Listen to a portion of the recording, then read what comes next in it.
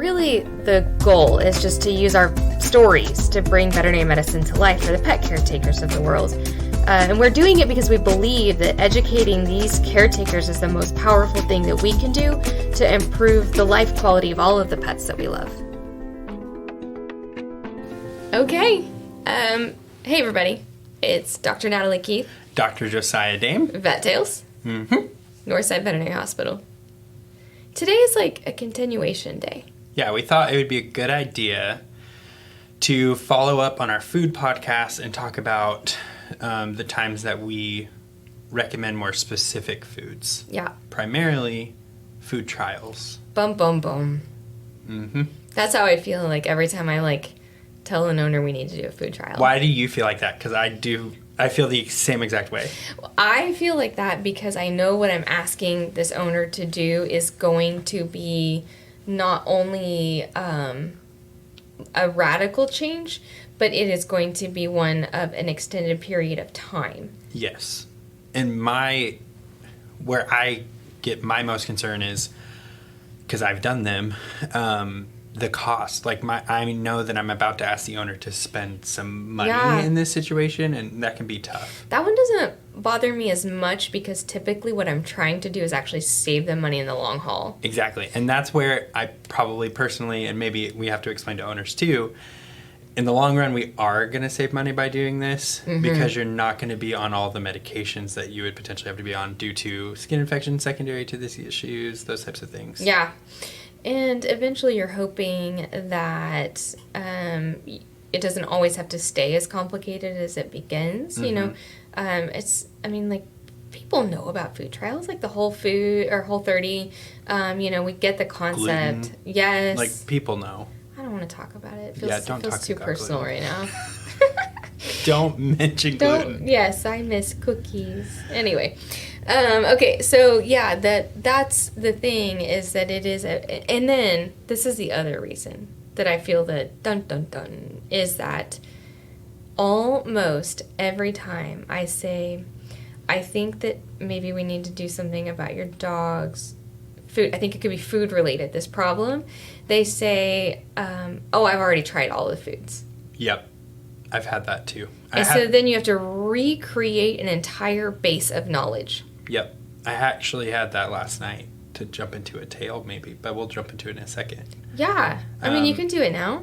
Well, should we talk about what is a food trial, just the definition? Sure. Yeah. Yeah, because in my experience in life in general, it is very easy to believe something new that you've acquired this information, but then when you find out it's wrong and you have to relearn it, that is wildly more complicated. So let's talk about what a food trial is and what it isn't. Okay. You want me to go first? All right. So food trial is basically where we are altering the pet's intake of food in order to discern whether or not the food is causing a certain medical condition. Yes. And so recently I've had a cat who was vomiting. So we started a food trial to see if it was a protein allergy that was causing vomiting. And then commonly, last night, I was going to bring up, I had a dog who was itching and who had really, really upset skin and ears that we talked about food trials because maybe it's not environmental allergies that are causing those issues. Maybe it's a food allergy, which is typically, like we talked about in the food podcast, is secondary to proteins, not to grains. Yeah, that's a whole nother can of worms right there. Talk about blowing somebody's mind when they come in with their dog and it's got an ear infection. Let's say, it's a 3-year-old golden doodle. Not that it's ever golden doodles, except for every day. Every day. Yeah, but other than those times. And you say, and they've got this ear infection, you say, I think it's a food allergy. For us, that seems extremely straightforward, and for them, it sounds like that we have left reality. Yeah. My dog has a skin infection in its ears. Exactly. What do you mean this is a food allergy?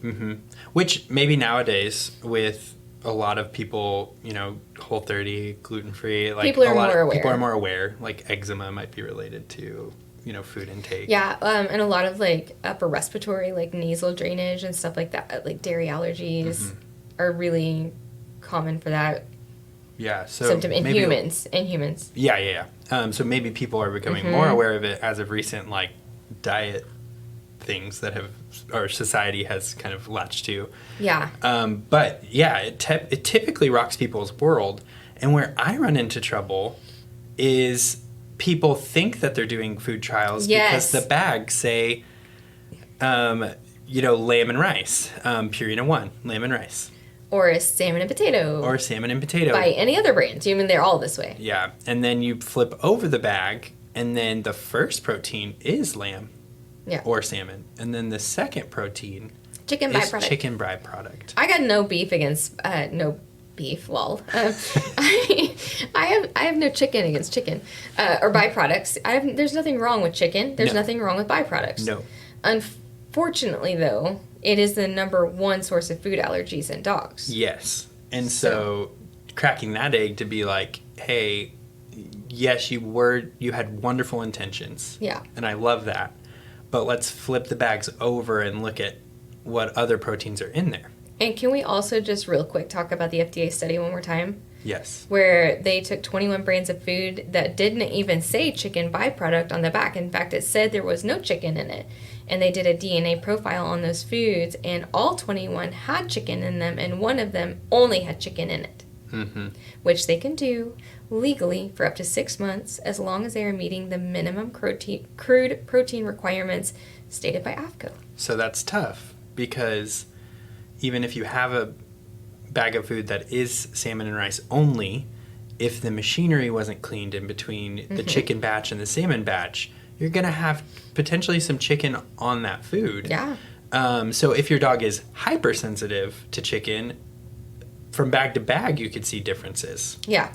So what do we do? Yeah, and that's the thing is like, or like if they're running low on salmon, they can just throw in chicken, and so you may have one bag that's nearly purely salmon, and then the next one is nearly purely chicken. So yeah, the only way to get around that is to not use over-the-counter foods. Yes. Which there are multiple ways to not use over-the-counter foods. I feel like are we getting off topic, or are we still on topic? I still think we're on food trial. I mean, yeah. It's because the question is, what is a food trial? And I guess the answer is strictly controlling their ingredient profile. And so let's talk about the different ways we can do that. Yeah. Well, and the most important ingredient that we're going to control is the protein source. We don't get too worked up about the grain source. Corn and wheat will make the list of allergens, but they are far, far, far behind chicken, beef, egg, and soy. Yes. So we have some food options that we can go to when we are concerned about it. And this is another bump, is how long we have to do it to actually see results. Yeah. So you may see results within 6 weeks, but you sure can't guarantee it, and it may be 12 weeks. So standardly, right, 12 weeks is what we call a food trial in dogs. Yeah, and that's tough for some people. It's really tough because it's, anything that's going in that dog's mouth. Treats and chewable preventatives and all the things. Yeah, you basically have to feed the diet solely, and then you have to kind of reassess, how was I feeding treats even? So all the treats that you were giving, a lot of people I'm just like, just stop treats, and if you have to do a treat, maybe do a vegetable, like home cooked your vegetables. The other thing is that they're doing the canned version of those hydrolyzed proteins. You can roll it up into little balls and freeze them. Yep. Give them a little crunchy treat that way. Which I guess that will roll right into the diets that we would recommend. Because over-the-counters can be hit or miss. When we really need to do a real food trial, that's why we are offering these special foods that we're going to now talk about. Yeah. So they fall into two main categories, although you could, obviously split them out further. But there's either going to be your hydrolyzed proteins, which is essentially the process of taking whatever core protein. A lot of them actually use chicken, which is wild. Or chicken feather. Which is crazy to my little brain. Yummy. Yum, I love chicken feathers. byproduct. Yes, exactly. So you take your chicken protein and they're breaking it up into small enough chunks that the antibody that would have normally attached to the chicken protein now is not like, whoa, there's chicken. Instead, it's like, hey, glargine. Yum. I needed that. This is great news. And no immune response is incited in that process because of this antibody that would have released a bunch of, caused this histamine response within the system now is no longer triggered. And we don't have this, theoretically, we don't have a response to this chicken. Now some dogs, that's still not enough. Yeah. And what's hard is that you don't know which dogs are going to be which. Like some will do much, much better on the hydrolyzed proteins. Mm-hmm. Other dogs will do better on our other options. Yeah, which our other options are going to be, like we talked about in the food podcast, the fresh foods and the home-cooked foods. Yeah. So I've had a dog who, was dang near allergic to everything, and the owners, had to make tilapia for this dog. That's what I always start with. Yeah. Tilapia. Yeah, and so this dog was eating tilapia, broccoli, and when they came to me, they were already doing that, and they've saw an improvement, and I was like, that is wonderful. Now let's add in Balance It, which is that website that we've talked about, that they help you take your diet that you're home cooking and help you make it a complete and balanced diet so that your dog is getting all the nutrition it needs. So it's literally just balanceit.com, like balance the diet. Yeah, Balance the Diet.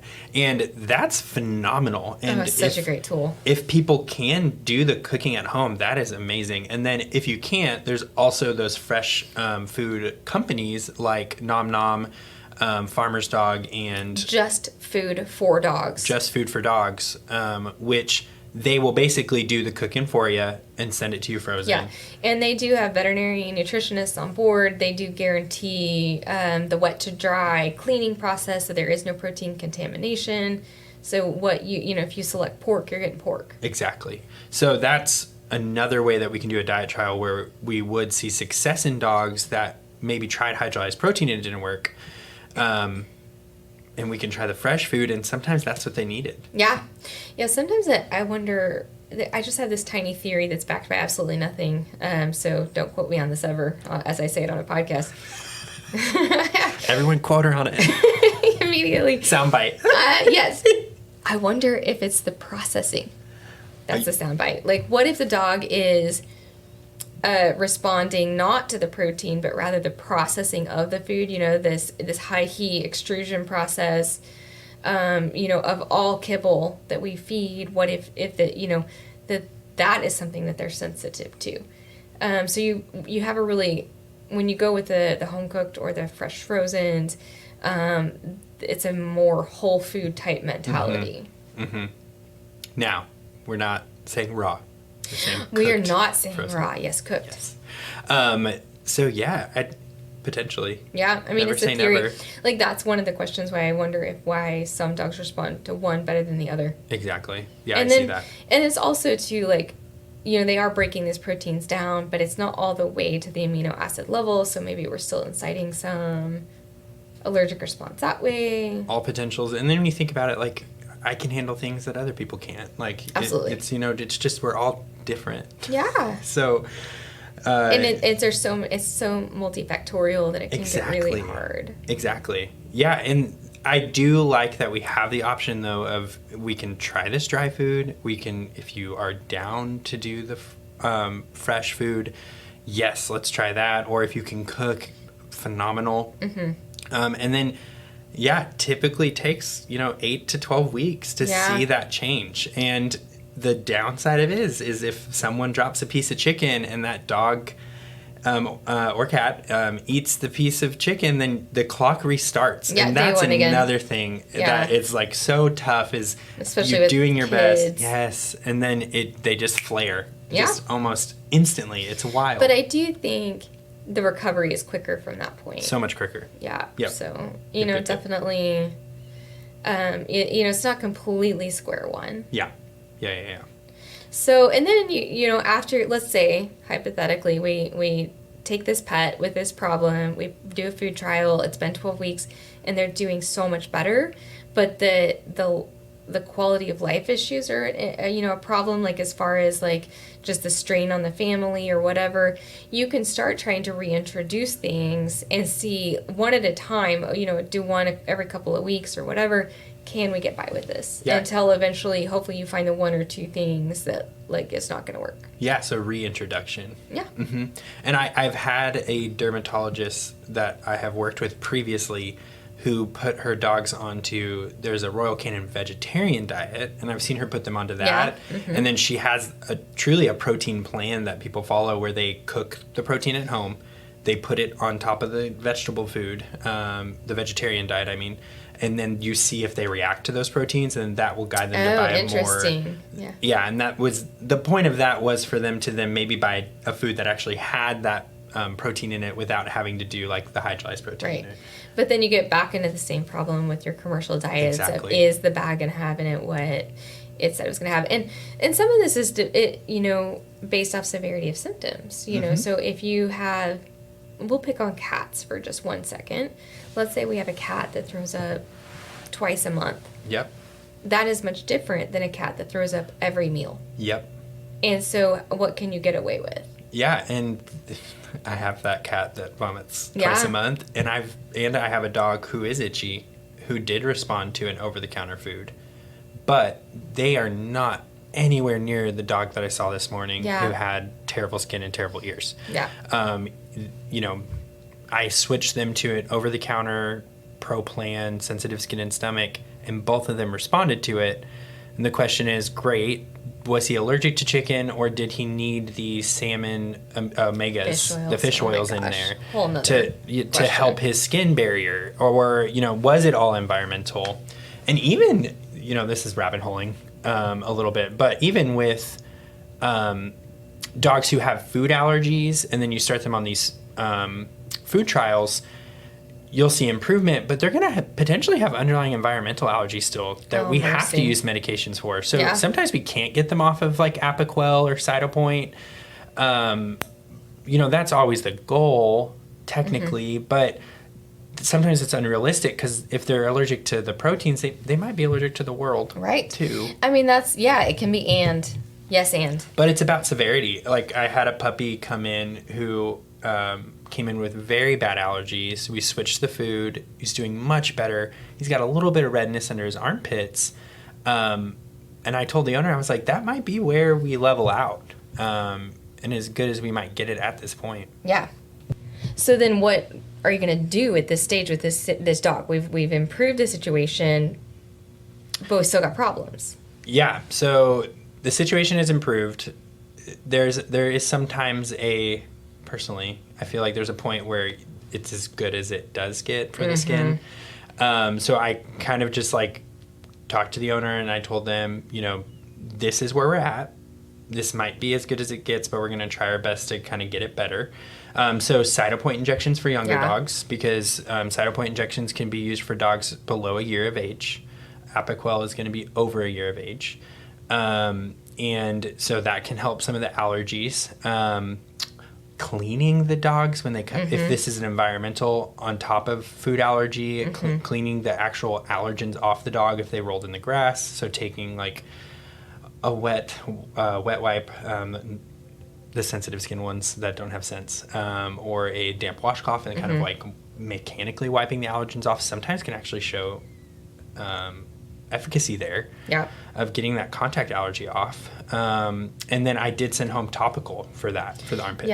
So a little bit of a topical therapy to see if we can just get that one particular area, because it's very small spots, to clear, so that we're kind of getting away from systemic medications if we can. Yeah, I think that's kind of my thoughts with it, is that you want to minimize your environmental factors while doing your food trial without potentially masking the success of the food trial. Yes. So like adding in the fish oils is amazing because we're going to improve skin barrier that way, which we have talked before about how a poor skin barrier is really the reason behind an environmental allergies. Allergens are getting through and inciting a very normal immune system who's now mad about an intruder. And then, as you were saying, those topicals repairs the skin from the outside in. So fish oils are working from the inside out. the topicals are from the outside in, trying to improve the skin barrier so we don't have as much environmental allergen issue while we're trying to get through this food trial. Yeah, because it's muddied water and we're just trying to figure out which is it. So well, let's talk about like other ways to sort these things out. What about allergy testing? Yeah, that's a great... Isn't it? That's a great question, Dr. Keith. Gosh, you are welcome, You really Dr. kicked Dame. that one towards me. Okay, so allergy testing. Is it worth it? Sometimes. Yeah. I have seen it Me be too. so helpful. Me too. So there's two roads to go with allergy testing. Skin testing, which you have to have normal skin to do. So the skin has to be healthy. Not have a bunch of infection in it and bumps and rashes. Yes, it has to be nice, pretty, and healthy. And then blood testing. Yeah, which we do most commonly. Yes, and then have to go to- dermatologists will do the skin testing. Skin testing is the preferred method, where they like Gold standard. Gold standard. Yeah. The downsides are you have to go to a dermatologist, which can sometimes be, a lengthier process to get into. It could be more expensive. For us, it's a traveling issue. You have to leave town. We don't have a dermatologist where we are. And so the more, I think, frequently opted for is the blood test. But it certainly has limitations, especially within food. I think with environmental allergies, it is more accurate. And for dogs that I strongly suspected had more of an environmental problem, I've had really good luck with that and the treatment that, ensued from that testing. But with food, I have found it to be wildly unpredictable. Yeah. I feel like a lot of things get flagged that may not necessarily be a problem for that dog. So there seems to be some inconsistencies with it that we don't necessarily see as often with the skin testing. Yeah. But again, like proximity is really the biggest thing. People, getting their dogs to the dermatologist, one, getting an appointment, and two, getting there can be difficult. And so it is convenient to pull the blood and send it off. But then there are some And ultimately, downfalls to what that. you wind up doing anyway is an elimination diet. Yes. And so, it's kind of a good shove off in the right direction hypothetically, although I will say, now this has been probably 10 years ago, but I had a dog that had allergies, and I'm trying to sort through this exact same thing with him. And the allergy test came back on, the environmental stuff was pretty straightforward. The food stuff looks like it was straightforward, and it was like, hey, you should feed him duck and potato diet by Hills. And I was like, cool, I can do that. And he blew up like he'd been stung by a hive of bees.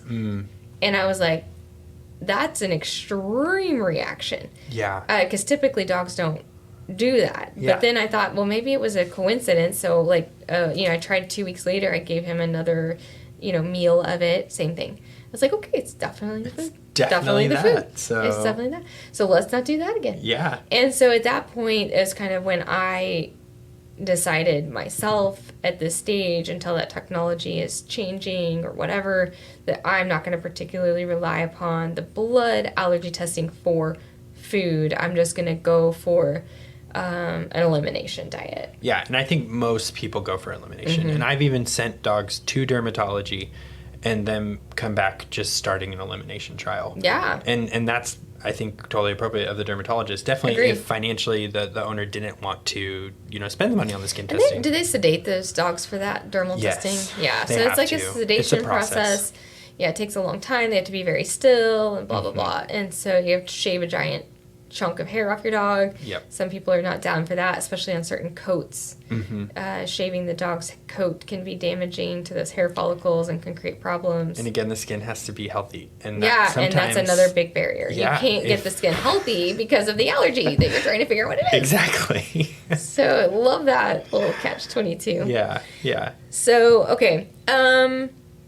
So, I recognize that we're like 24 minutes into this podcast, but maybe we should just define who are we actually recommending these food trials for. Oh, yeah. I mean, I know we talked a little bit about the vomiting cat, but then what? Yeah, the itchy dogs. Yeah. Itchy dogs with who are going after their feet or chronic ear infection. So, like, we saw you 2 months ago for an ear infection, and then you're back again, and then 2 months later you're back again. Yeah, I feel like that's the number one culprit for me is this chronic recurrent otitis externis. Which right now we're seeing a lot of, I feel like. Boy, howdy. And so, doing those elimination trials on those kiddos is really important.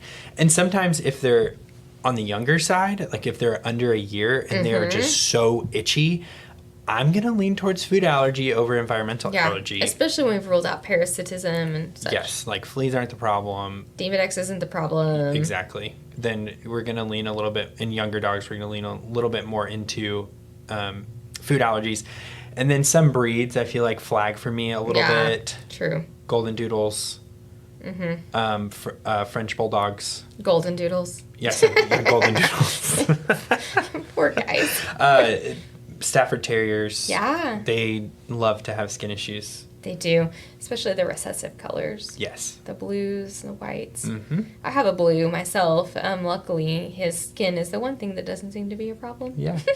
And then I'll also ask people, does this seem to be a year-long issue? Yes, that's a great question. Or does this seem to cycle? Like, does it get worse in the summer? Yeah, but it's all year round. But Dr. Dame, I've been feeding this food to my dog for 2 years. Mm-hmm. You ever heard that one? Yeah, I have. And so dogs can develop allergies to something they've been eating for a long time. Yeah. So that's 2 to tough 4. 2 years to 4 years of age is the most common age to diagnose a food allergy. Yeah. Yeah. And then something that someone asked me last night, a client, because I had an itchy dog that we're starting a food trial on. They asked me, they're like, this one seemed a little bit more environmental, but we're still doing a food trial. But they're like, it just seems to be getting worse as they get older. Like the cycle is getting closer and closer. So that's something I feel like we see in environmental allergies where it can, when they get old enough, it does seem to kind of last for the whole year. But then the question is, did they develop a food allergy? Right. So, yeah. So we kind of go You're right back to where you started. The other thing that I have found really interesting is that, so apical and cytopoint, if they control the allergy really well, then I feel relatively confident that this is environmental. And if they are not touching it at all, I pretty much am convinced at that point that it's going to be food. Yeah. I mean, or it could be both, but that you have food as an issue because apical and cytopoint are amazing at environmental allergies. Especially if you've done that, you've added in your fish oils or your shampoos or whatever to help improve that skin barrier and you're not seeing improvement, you don't have underlying infection, it's not endocrine, like this dog's got food going on somewhere. Yeah, most definitely. It's just, it makes no sense. Like, why do we have a food causing all these skin problems? But that's the way it is. I mean, and it does, ultimately end up making sense, but you have to walk through a lot of science to get there. So I think that's the hard thing for owners. Yeah. And that's,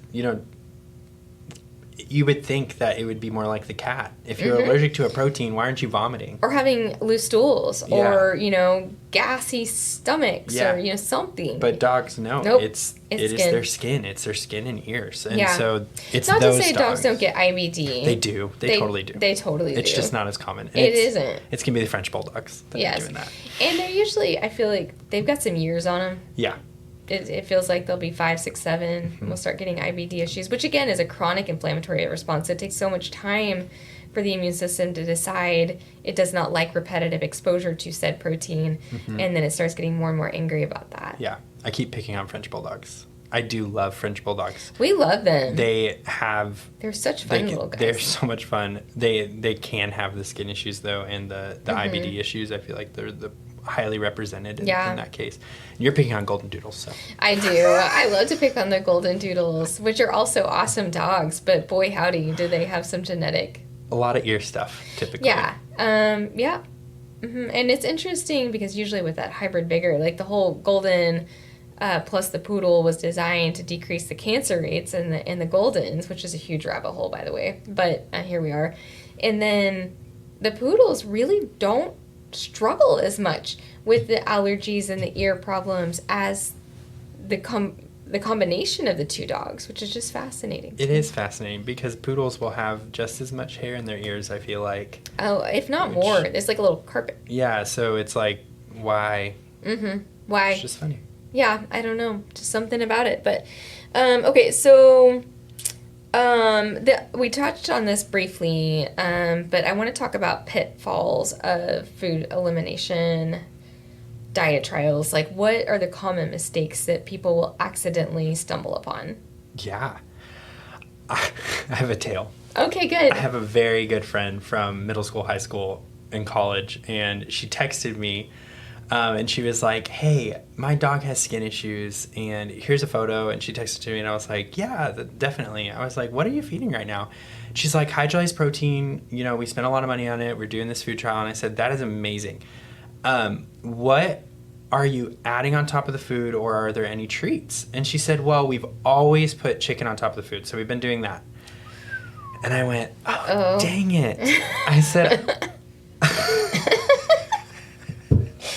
I went, "That is tough." And so I called her and I was like, "Hey, so the point of the hydrolyzed protein is to take away the chicken, essentially." Yeah. And so all you probably need to do is just stop putting chicken on top of that. Yeah, and change it, substitute it, give it tilapia on top. Yeah, you know, or a little bit of cheese. Yeah, that would not be a terrible thing.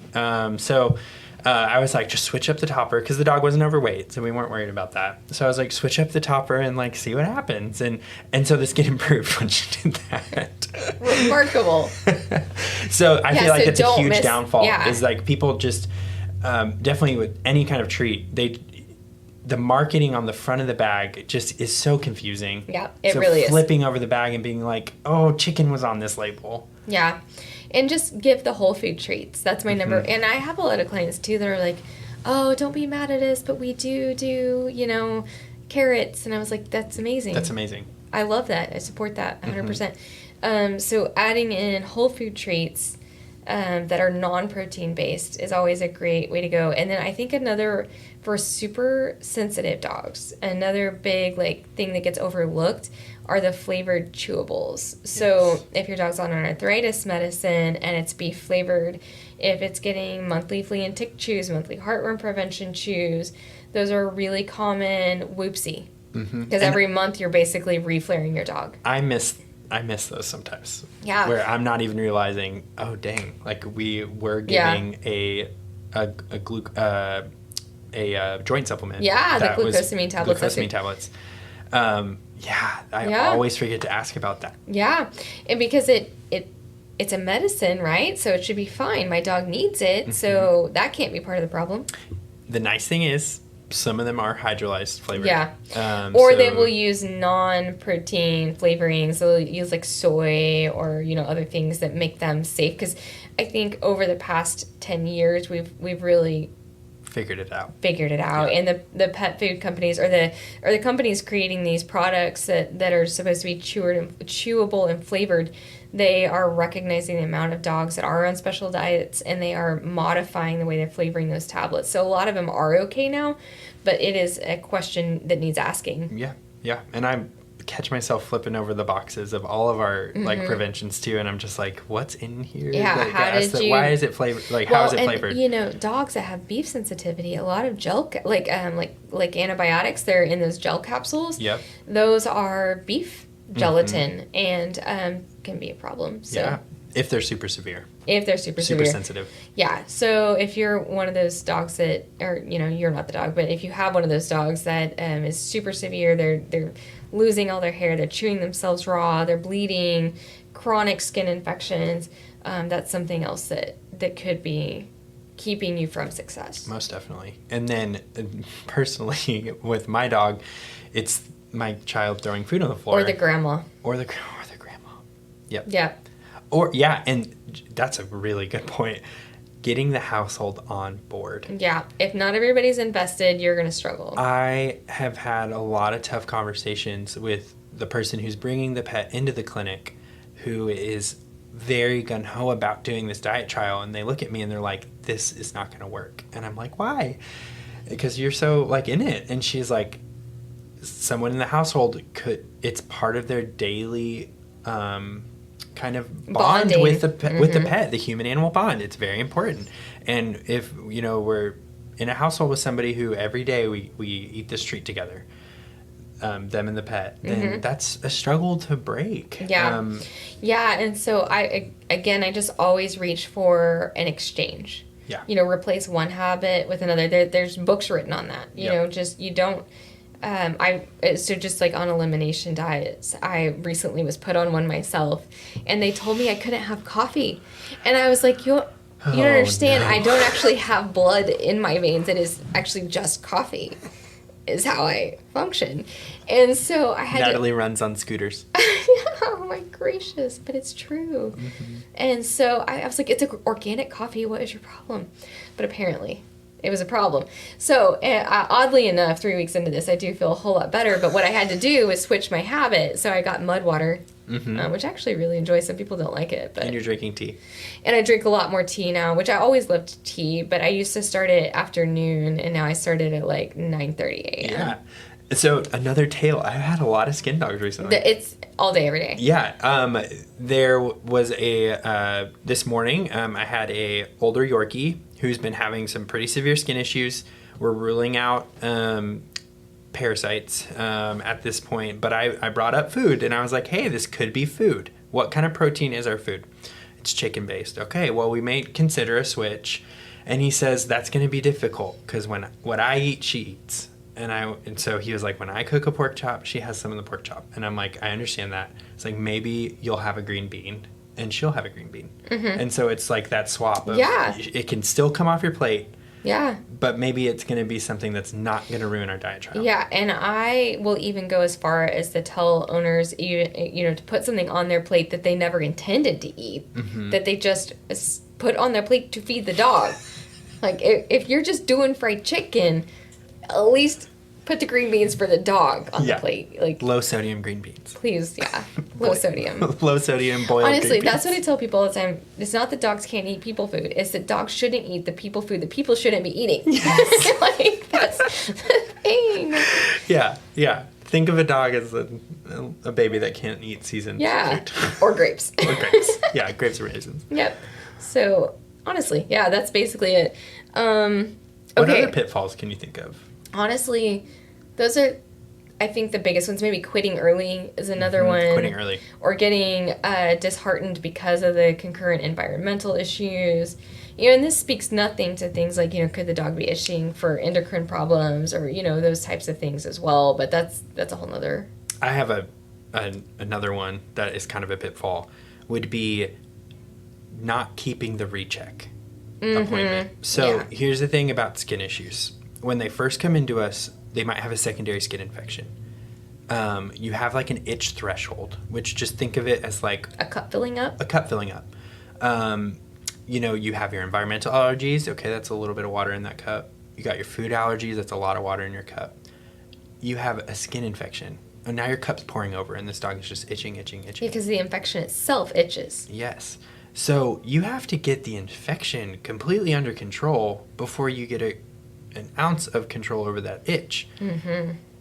With skin infections, if they are not completely gone on that antibiotic, so they may be almost gone, but you have a couple little spots left on the dog, and you come off that antibiotic, it's like a wildfire, and boom, you're back at square one. Within a few days. It's wild how fast they can come back. So that's why I'm very particular with my skin rechecks, that I want to see you back in 10 to 14 days before you finish that antibiotic. Because if I need to get you an extension of therapy, I want some more antibiotics so that we completely clear this infection before you come off. I need to see you to do that. Yeah, I mean, and if the infection's coming back and we are discontinuing antibiotics and then trying to resume them and this goes on, we're going to have resistance. And that's a really big problem. Yeah, industry-wide. But you're not going to see the fruits of your labor with the food trial if we don't get the skin infection under control. So true. So that's, I think, a big downfall is like, you got to keep those rechecks because we just have to kind of keep touch with how that skin's looking. Yeah. So that we can continue to guide you, on the next steps. Yeah, and then I think, like, as I'm kind of thinking forward, if this is a client of ours, for example, listening to this podcast right now, and they're getting prepared for a food trial, I just want to be really transparent and say at the end of 12 weeks that we may not be better because we may not have chosen the right trial and we may have to do it a second time. Yep. But typically, if you do 2 of them and you're still not making progress, your food is not going to probably fix anything. You just go back to whatever seems like a good choice. Make sure you're doing your fish oils, and we're going to support the system in different ways, like the shampoos and Apoquel Cytopoint. And if we're continuing to struggle, we always are happy to refer to a dermatologist if that is something you want to pursue. And then also, I guess, also, I don't know how many alsos I can throw in there, but, that we've touched just very, very briefly on the fact that, there can be other things. Like, what if we have a thyroid issue? Yeah. And, we could have Cushing's. We could have a million other things that could be going on, autoimmune diseases. Yeah. And so those things can get discovered along this path, but that can be a journey of a year to get there. And so staying in communication with your veterinarian, not giving up on that process, because anytime you stop the process, you're essentially starting back over, whether it's with that veterinarian or a different veterinarian. You're back to beginning. Now we're all trying to refigure this out. We've messed up our timeline. We've messed up what works and what doesn't work. And it can really set you back a long ways financially, emotionally, in chronologically, in terms of getting this dog to a management point. Yeah, we're so on your team. And skin dogs, I think if you ask any veterinarian, skin and ear dogs, so those itchy dogs that we're doing food trials on, it can be the most frustrating thing. Yep. I think allergies owners. And then diabetes. Yeah. Like in that order. Because allergies it's a lifelong commitment. It will impact the way this dog or cat lives, what it eats, what it does, how often you see your veterinarian. Also, put your pet on insurance, please, when they're puppies and kittens before they have these problems. Pumpkin, for example, Dr. Dame and I were talking about this insurance company. We're not insurance salespeople, but I will say that Pumpkin covers food, prescription diets.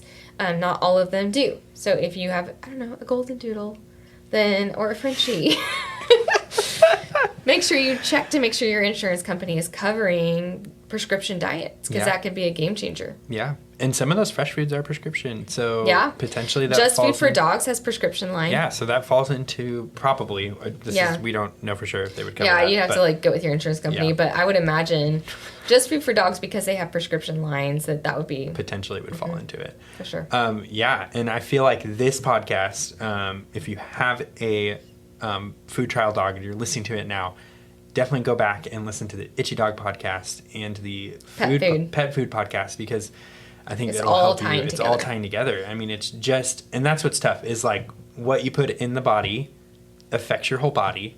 And I feel like, this is a testament to that. And it can be so frustrating. We can't sit down with the dogs and ask them questions. You absolutely can. They just don't answer. They don't answer. And I have asked, I said, what is wrong? How does this food make you feel? I want to ask that, but I haven't figured out how to get them to talk back to me. Yeah, unless we get them all doing those push button things. Have you seen that cat? And the golden doodle that does it? I haven't seen the golden doodle. That's the most famous one. Oh, I can't remember its name, but yeah, there's a golden doodle. Or maybe it's it's not a golden doodle. Dr. Goodall would totally know, because she was wanting Blitzen to do buttons. Yeah. Help. Start with that one. and potty, I feel like, is another bathroom. Yeah. You could be the voice button guy. That'd be amazing. Yeah, you sound awesome. Mom, bathroom, please, treat. That's my imitation of those videos. But I really wish that sometimes I could just be like, hey, how did that food feel in your stomach? Yeah. But we can't. Yeah. So we have to go slow and work together. We are a team. Yep. We're frustrated with you, in the best way. You're not alone in this. Yeah. We're ready to just figure this out with you. Yeah. Elbow to elbow. Mm-hmm. Off we go. Or is it shoulder to shoulder? I think it's shoulder to shoulder. shoulder. It's shoulder to shoulder. Okay. Yeah. You could lock elbows and walk. You could. Side by side. Side by side. In a slow motion video. Yeah. Or Yellow Brick Road. Yeah, we could skip. Off to see the wizard. Or pretend like this isn't the most infuriating disease process. Yeah. But yes, we're on your team and expect the long haul. Expect the long haul. And yeah, that is definitely a little depressing way to sign out on the food trial thing. Well, it's just adjusting the monitor. Takes a while. Like, just as long as you know to expect that that's normal. That's part of this process, and that's fine. Yeah. It's creating expectations. Yep. So, cool. Yeah. I love that. All right. As always, we are here for questions.